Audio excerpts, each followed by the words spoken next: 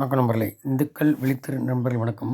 இந்த பதிவு பார்க்குறது சப்ஸ்கிரைப் பண்ணிங்க, ஃப்ரெண்ட்ஸ் ஷேர் பண்ணுங்கள். எப்போ சப்ஸ்கிரைப் பண்ணுங்க, அப்புறம் ஜாயின் பட்டன் இருக்குது, மெம்பர்ஷிப் ஆகி சேனல் வளர்ச்சிக்கு சப்போர்ட் பண்ணுவேன். நன்றி. இப்போது நேற்று காசி தமிழ் சங்கம் பண்ணாங்க. 1400 பேர் கலந்துக்கிட்டாங்க. முதல் 15ஆம் தேதி போன தமிழக மக்கள். ரெண்டாவது காசி ஃபேஸ் 1 போன வருஷம் நடந்தது. இதில் இந்த பிணைப்புக்கு தான் அதிகாலத்தில் இருந்த மாதிரி இந்த வடக்கும் தெற்கும் பெருகி அந்த காலத்துலேயே அந்த மாதிரிலாம் இருந்திருக்கு. வண்டி வாகனம் இல்லாதப்போ இதை இங்கே உள்ள திராவிட கட்சிகள் வடக்கணுமா தெற்கணுமா அந்த மாதிரி சொல்லுவான். எதையாவது அவங்க சப்பக்கட்டு கட்டிட்டு கொள்ளையடிச்சிட்டு போகிறதுக்கு இருக்கும். அதையும் எனக்கு வீண் சச்சரவு வேண்டாம்னு சொல்லி மோடி சொல்லியிருக்காரு. இதில் இன்னொரு விஷயம்னா, இப்போ ஹிந்தி தெரியாது போட இனிமேல் அது பிரச்சனையே இல்லை. மோடி நேற்று பேசும்போது எல்லோரும் காதில் ஹெட்ஃபோன் போட்டுக்கிட்டு அப்படி பேச ஹிந்தியில் பேசும்போது தமிழில் மாறி கேட்கும். அது கூட இடையில இஸ் இட் ரைட் அண்ணாமலை அப்படின்னாரு. அண்ணாமலை தங்கிறது இன்னிலேருந்து விக்கிரவாண்டி பாத யாத்திரை தொடங்க போகுது நார்த்து மாவட்டங்களில். அதுலேயும் செம்ம கூட்டம் நடந்துட்டு தான் இருக்குது. அப்போது இதில் என்ன சொல்கிறாருன்னா, இந்த பிரச்சனை இப்போ பார்லிமெண்ட் பிரச்சனைக்கு சமூக விரோத என்னென்னு ஆணிவரை கண்டுபிடித்து நடவடிக்கை எடுப்போம்னு சொல்லிட்டு எல்லாம் பிரம்மாண்டத்தையும் மக்கள் பார்க்குறாங்க. அப்படித்தான் குடும்ப பிரம்மாண்டத்தையும் பார்க்குறாங்க. அது அரசியலுக்கு தேவையில்லை. அவரெல்லாம் விட தகுதியும் திறமையும் கடின உழைப்பும் மக்களுக்காக இருக்கிற முதல்வர்கள் புதியலாக பார்க்கின்றன. இவர்கள் கடின உழைப்பாளில் நிறைந்த அனுபவம் உள்ளவர்கள். அதனால் சட்டசபைக்கு இப்போது பார்லிமெண்ட்டுக்கு வந்து சட்டசபையில் இப்போ தெரிஞ்சு போச்சு. அரசியல் விமர்சனம் மூக்குடைஞ்சு போச்சு. அப்போது இந்த மாதிரி இருக்கும்போது எதிர்க்கட்சிகள் இணைந்து இந்தியா என்ற கூட்டணி உருவாக்கியுள்ளதாக கூறுகிறார்கள். ஒருங்கிணைந்த கூட்டணி என்பது அவர்களால் ஏற்படுத்தப்பட்ட ஒரு தோற்றம், மித்து. பாஜக கூட்டணி ஓட்டுகளை குறைக்க அவர்கள் தீட்ட இது சட்டசபை தேர்தல் சிதறடிக்கப்பட்டாச்சு. தேர்தலை பொறுத்தவரை தென்மாநில வடமாநில என பிரிவினை ஏற்படுத்தி போது ஆட்சிக்கு வருவர்கள் எதையும் செய்ய துடிக்கின்றனர். இதை நாட்டு மக்கள் பார்த்து கொண்டிருக்கிறனர்.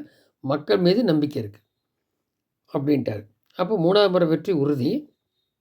வந்தாருன்னா இந்த மாதிரி சில்லறை கட்சிகள்லாம் ரிஜிட் பார்ட்டி ஊழல் பார்ட்டிலாம் காணாமல் போயிடும்ன்றது உண்மை. எல்லாம் இப்போ கூடி பாருங்கள், துரைமுருகன் பிஎஸ் எல்லாத்தையும் ஒப்பிச்சிருக்கா. அப்படி இன்னொரு இடத்துல அண்ணாமலை குறிப்பிடும்போது, ஒரு முறை பாஜக ஆட்சியை பார்த்துட்டிங்கன்னா நாங்கள் வேண்டானாலும் விட மாட்டீங்க, அந்த ஊழல் இல்லாமல் கொடுக்குறது. இப்போ சட்டசபை நார்த்தில் வராங்க, அதே மாதிரி மோடி வராரு இல்லையா, அதை சொல்கிறாரு.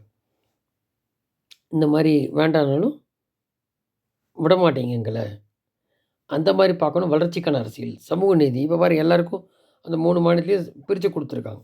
பிராமணர், தலித் எல்லா முதல்வரும் கொடுத்துருக்கு. ஒரு மாநிலத்துலேயும் ஒரு முதல்வர், 2 துணை முதல்வர். இங்கே கொடுக்க சொல்லுங்க மக்கள். யாருக்காது திமுக பெரிய சமூக நீதி வாய்களையே பேசுகிறாங்க. ஆனால் இப்போ சென்னையில் வெள்ளம் வந்திருக்கு, 6000 இவங்களுக்கு அவங்களும் பிரித்து பேசுகிறாங்க. இப்போ தூத்துக்குடி திருநெல்வேலியில் அப்படி மிதக்குது, தீவு மாதிரி ஆகிப்போச்சு. அதுக்கு என்ன செய்ய போகிறாங்க? ஒரு இராணுவம் வந்திருக்குன்றாங்க. அங்கே என்ன 6000 கொடுக்க போகிறாங்க? என்ன கொடுக்க போகிறேன்? அங்கே ஒன்றும் கொடுக்க வேண்டாமா? சென்னை மட்டும்தான் மக்களா? இதுதான் தெரியும் என்ன பண்ணுறாங்க. ஸோ அதிருப்தி வந்து போச்சு. இனி எல்லோரும் பரவாயில்ல சொல்கிறத டிஎம்கே கதை முடிஞ்சுது ஓட்டு வர்றது. ஏன்னா மக்களுக்கு ஒன்றும் செய்யலை. இந்த மாதிரி தத்தளிக்கிறான், மக்களுக்கு ஒன்றும் செய்யலை, சொன்ன வாக்குறுதி நிறைவேற்றலை. இந்த லட்சத்தில் திருப்பி ஓட்டு வாங்கணும். இந்த பிரசாந்த் கிஷோரை கேட்டப்போ அதெல்லாம் நடக்காத காரியம் அப்படின்னு பின்வாங்கிட்டார். இல்லை, அதாவது நினைக்கிறாங்க மக்கள் ஓட்டு கொடுத்து பிரசாந்த் கிஷோர் ஓட்டு போட்டால் இங்கே ஒரு டக்குன்னு போட்டியில் வந்து விழுந்துரும் நினைக்காது திமுக. ஒரு காலம் கொள்ளாது. இந்த மிஷினா மக்கள் ஓட்டு போடுறதுக்கு? ஏன்னா மக்களுக்கு அறிவு இல்லையா? நீ சும்மா போட்டே இருப்பானா? எல்லாம் வெட்ட வெளிச்சமாகி போச்சு. யங்ஸ்டர் பூரா அண்ணாமலை பின்னாடி தான் போகிறான். இன்னும் சில கட்சிகள்லேருந்து வந்து சேர்றாங்க. இன்னும் 2ஆம் கட்ட தலைவர்லாம் கொஞ்சம் வெயிட் பண்ணிட்டு இருக்க சொல்லியிருக்கு. இல்லாட்டி அவங்களாம் வந்துடுவாங்க அதிமுகலேருந்து. இப்போ சில பேர் பிஜேபியோட சேரணும்னு சொல்கிறாங்க. வேலுமணி ஒரு சில பேர் வேண்டாம் அப்படிங்கிற மாதிரி. அது சேர்ந்தா சேராட்டி அவங்களுக்கு என்ன பர்சன்டேஜ்ன்றது வெட்ட வெளிச்சமாக தெரிஞ்சிடும் 24. ஸோ இந்த மாடர்ன் தியேட்டர்ஸில் செல்ஃபி எடுத்து ஆட்டையை போட போனாங்க இல்லையா, அதை குறித்து இதுக்கு முன்னாடி கூட்டணி இல்லாதப்பவே திருமாவளவனும் வைக்கவும் சொல்லியிருக்காங்க. திமுக அப்படி தான் ஆட்டையை போடுவாங்க அப்படின்ற. அது இப்போ கூட்டணி இருந்தாலும் அப்போ சொன்னது வைரலாக போயிட்டுருக்கு. அப்போ இந்த சினிமாக்காரங்க எல்லாரோடையும் தான் ஆட்டையை போட்டாங்க கருணாநிதி. ஸோ கருணாநிதி பாடி தான் இவரும் பின்பற்றுறாரா? ஒரு செல்ஃபி எடுத்துன்னு அவர் மாதிரி அப்பா மாதிரியே பையன்னு எடுத்துக்கலாமா? கருணாநிதி மாரி ஸ்டாலின்னு அப்படின்லாம் கேட்குறாங்க. இந்த மாரி போயிட்டுருக்கு. ஸோ அவங்களுடைய நலன் குடும்பத்தார் தான் பார்க்குறாங்க. அதைத்தானே மோடி வந்து குடும்ப ஆட்சி, ஊழல் ஆட்சி வேண்டாங்கிறாரு. அது என்னைக்கு தமிழக மக்களுக்கு தெரியுமோ அன்னைக்கு தான் விடிவு. இவங்க சொல்கிற விடிவெல்லாம் அவங்களுக்கு தான் விடிவு, மக்கள் கிடையாது. ஸோ இந்த மாதிரி இருந்துட்டுருக்கு. இப்போ பாருங்கள், அதான் ஒரு தடவை பார்த்துட்டிங்கன்னா திருப்பி எதை சொல்கிறாங்க நம்ம. இப்போ பாருங்க, பொன்முடி இது பழைய கேஸ் 2006 நடந்தது. அப்பாவும் பையனுக்கு இப்போ அந்த மண்ணாளின கேஸ் வருது. 28 கோடி பக்கம் உள்ளது. இதான் வழி, தொண்டர் புரிஞ்சுக்கணும். அதே மாதிரி இங்கே யார் வேணாலும் வரலாம் முதல்வர், சொல்ல முடியாது பிஜேபியில். ஆனால் மாறா திமுகவில் நீ போஸ்ட் ஒட்டுறோம், போஸ்ட் ஒட்டிகிட்டே இருக்கணும். தலைவராக குடும்ப ஆட்சி வரும். இதை சிந்திச்சு பார்க்கணும் நீங்கள் அப்படி சொல்லிக்க அப்படி.